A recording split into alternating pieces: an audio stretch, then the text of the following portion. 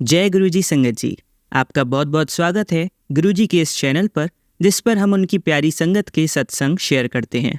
अगर आपको भी अपने सत्संग हमारे साथ शेयर करने हैं तो आप डिस्क्रिप्शन में दिए गए व्हाट्सएप नंबर पर या तो ईमेल आईडी पर हमें लिखकर भेज सकते हैं। आपके सत्संग भी ज़रूर शेयर किए जाएंगे संगत जी के साथ।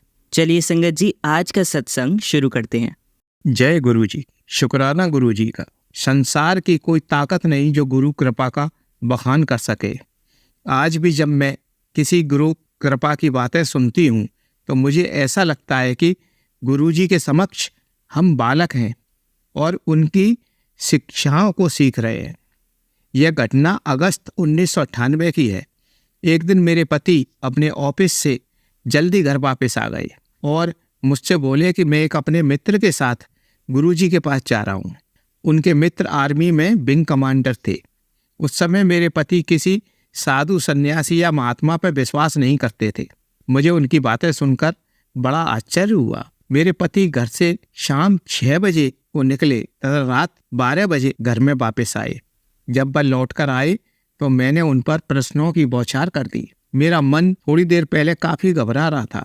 एक अनजानी शंका मेरे मन में रह कर आ रही थी। मैंने अपने पति से पूछा, क्या गुरुजी भविष्य बताते हैं या रत्न या मंत्र देते हैं? मेरे प्रश्न सुनकर पति देव ने धीरे से उत्तर दिया कि गुरुजी कुछ नहीं करते, जैसा कि तुम समझ रही हो। उनके यहाँ गुरुवाणी के शब्द चलते रहते हैं।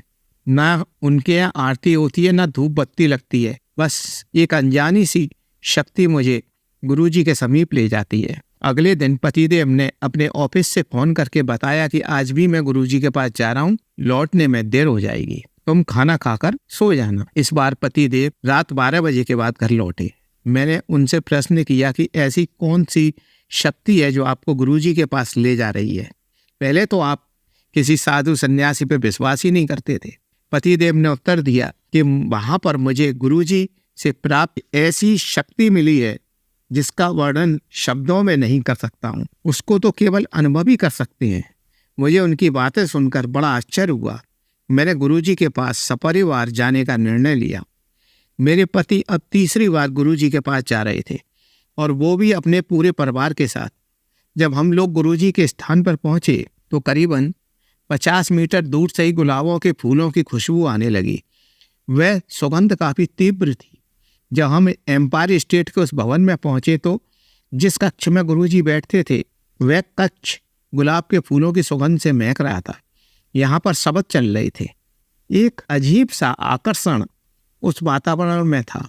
मैं यह सोच रही थी कि गुरुजी ने इतना तेज तथा अधिक मात्रा में परफ्यूम लगाया हुआ है जिससे सुगंध पूरे कमरे में फैल रही है।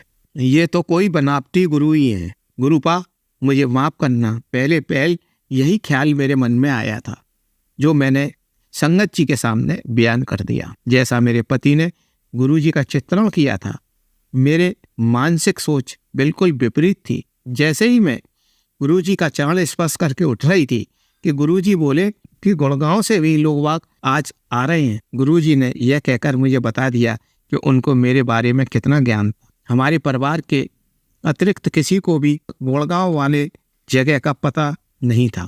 गुरुजी के यहाँ चाय पहला और कभी अंतिम पेय होता है। बचपन से ही मुझे चाय से घृणा थी।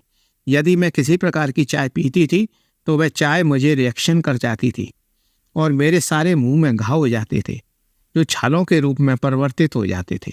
इस चक्कर में मैं चाय पीना इग्नोर करती थी। मेरे बैठते ही एक सज्जन चाय बांटते हुए आए।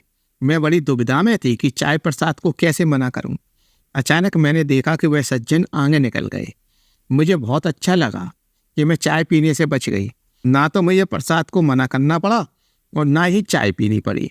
लेकिन इसके साथ ही एक विचार मेरे मन में आया कि आज मैं तो गुरु कृपा से वंचित रह गई। यह सब मेरे मन में चल रहा था कि अचानक वही सज्जन पीछे मुड़े और मुझे चाय पेश कर दी। मैं बड़ी चकित हो गई। ऐसे लग रहा था कि वो मेरे मन में उठ रहे प्रश्नों का उत्तर दे रहे थे। मैंने उनसे चाय का गिलास ले लिया। इसी बीच घर के सभी मेंबर मुझसे चाय न लेने की कह रहे थे, लेकिन घरवालों के विरोध के बावजूद मैंने गिलास से चाय पी। बचपन से चाय न पीने वाले व्यक्ति के लिए यह एक नया कदम था। उस दिन हम लोग काफ़ी देर तक गुरुजी के पास बैठे रहे। मैंने चाय के 3-4 गिलास और पिए। उस रात हम गुरुजी के पास रात्रि 1 बजे तक रहे। मुझे उस समय यह आशंका हो रही थी कि सुबह जब मैं उठूंगी तो मेरा सारा मुंह छालों से भर रहा होगा, उसमें काफी वेदना हो रही होगी। लेकिन दूसरे दिन जब मैं उठी तो मेरा मुंह बिल्कुल स्वच्छ था और किसी प्रकार के घाव के निशान नहीं थे। यह देखकर पूरे घर के सदस्यों को बहुत ही आश्चर्य हुआ। आज भी यदि गुरुजी के पास बैठे हों तो मुझे चाय नुकसान नहीं करती, और अगर चाय घर पे पीनी पड़े तो चाय नुकसान कर जाती है। इससे गुरु कृपा का आभास होता है। एक चाय जैसे पेय को प्रसाद के रूप में देना, जिससे रोग और कठिनाइयों को बाहर फेंकने की शक्ति हो। गुरुजी के यहाँ मिली कोई भी वस्तु कभी भी नुकसान नहीं कर सकती। इस प्रकार मेरा चाय पीना शुरू हो गया, और प्रारंभ में जिसे गुरु का इत्र समझ रही थी वह हमारे घर के कक्ष में फैलने लगा। हम उसे घर में पाकर मुग्ध हो गए। हमें बाद में पता चला कि यह तो गुरुजी की सुगंध है। जब गुरुजी पास होते हैं तो यह सुगंध आती है और उनकी उपस्थिति का आभास कराती है। हमारे जीवन में सुख और दुख तो आते ही रहते हैं। कभी सुख का समय आता है तो सगे संबंधी और अनजाने लोग भी हमसे घिरे रहते हैं।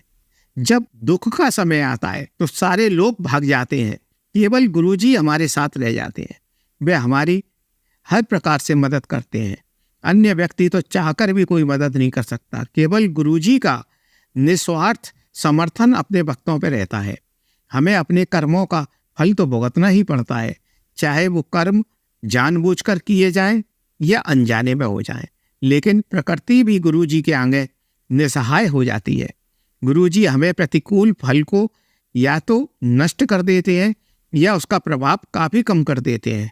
दुर्घटना का होना तो निश्चित है, लेकिन उस दुर्घटना में आपको छोटी मोटी चोट लग सकती है। इनको साकार करने के लिए भक्तों के ऊपर आने वाले कष्टों को अपने ऊपर ले लेते हैं। एक बार मैं संगत में बैठी थी कि अचानक मेरे सिर में दर्द होने लगा। धीरे धीरे करके यह दर्द बढ़ता ही गया। काफी तीव्र वेदना होने लगी। मेरे पर संगत में बैठना मुश्किल हो गया। इतने में गुरुजी अपनी कुर्सी से उठे और मेरे पास आकर बोले, क्या तुम्हारे सिर में दर्द हो रहा है? अपने दोनों हाथों से माथा दबाने को कहा। यह करने के बाद मैं अपनी जगह पर बैठ गई। अचानक मेरे सिर का दर्द गायब हो गया।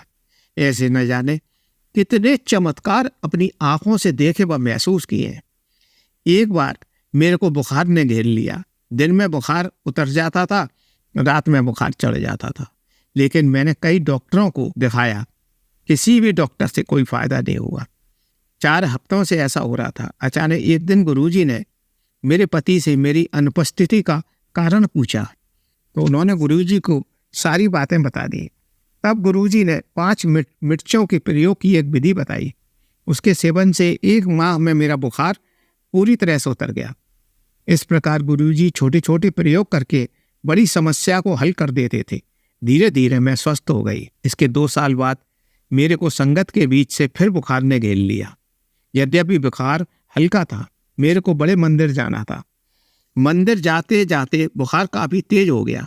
मेरे लिए उठना संभव नहीं था। फिर अचानक गुरुजी वहां आ गए।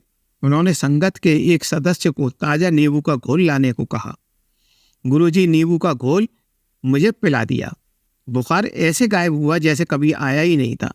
गुरुजी को अपनी संगत के प्रत्येक सदस्यों की परेशानियों का पता खुद ही चल जाता था, और गुरुजी हर एक सदस्य के लिए निस्वार्थ भाव से मदद करने के लिए तैयार रहते थे।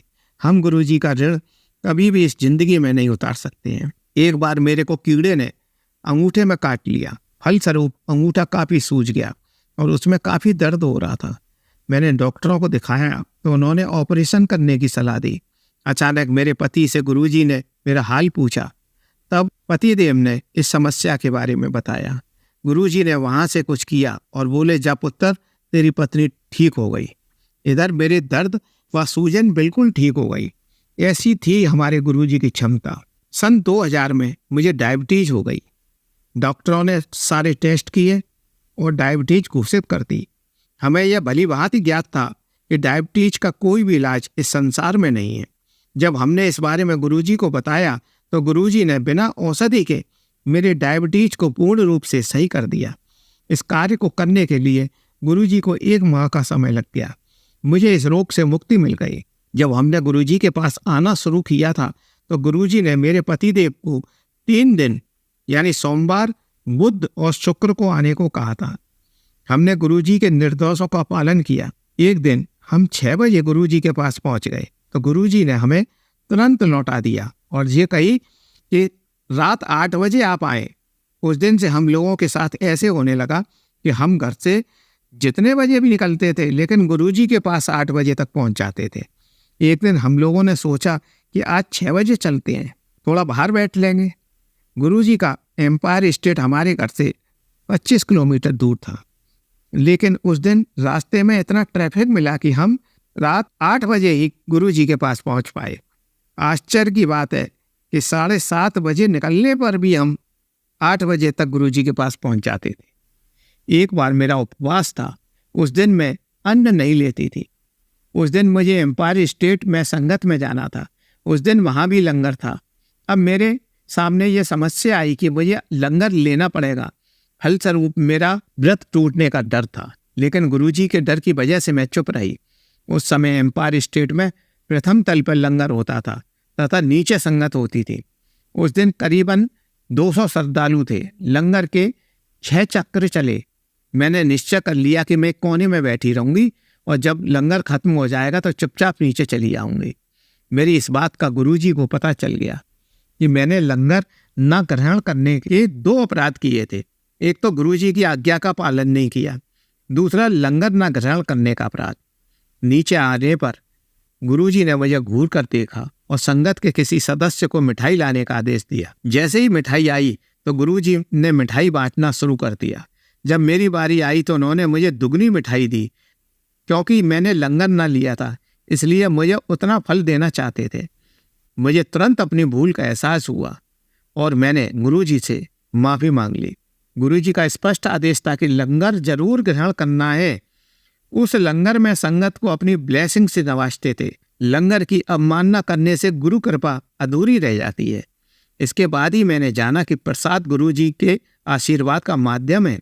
जब भी हमें प्रसाद मिले उसे दोनों हाथों से लेना चाहिए और हमेशा जब भी हम गुरुजी के मंदिर में जाएं तो मंदिर से सीधे घर पे जाना चाहिए।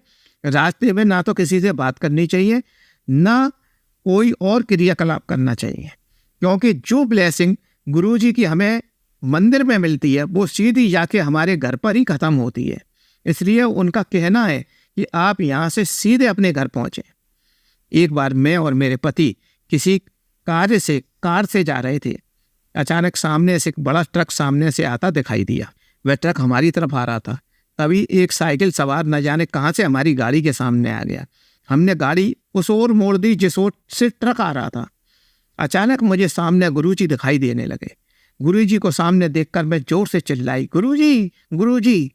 उसके बाद हम लोग बेहोश हो गए। जब होश आया तो देखा कि हमारी कार का पिछला हिस्सा उस बड़े ट्रक के पास था। कुछ इंचों का फर्क था, वरना वह ट्रक हमारी जिंदगी समाप्त कर सकता था। लेकिन गुरुजी की कृपा से यह हादसा बच गया और हमारी कार को खरोंच तक नहीं आई। हम दोनों ने उस समय गुरुजी का शुक्राना किया।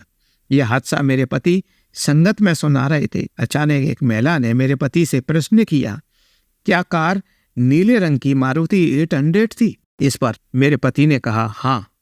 उस संगत की महिला ने कहा कि आपका वाला एक्सीडेंट और गुरुजी को बीच में आना यह मैं स्वप्न में देख चुकी हूँ। सारी संगत इस चमत्कार पर हैरान थी। ऐसा न जाने कितने चमत्कार गुरुजी करते थे। यदि गुरुजी चाहते तो आपका भूत, भविष्य तथा वर्तमान भी बता सकते थे।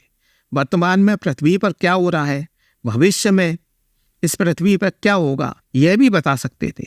मेरे 2 बच्चे हैं, एक लड़का है एक लड़की। एक दिन संगत में बैठे थे।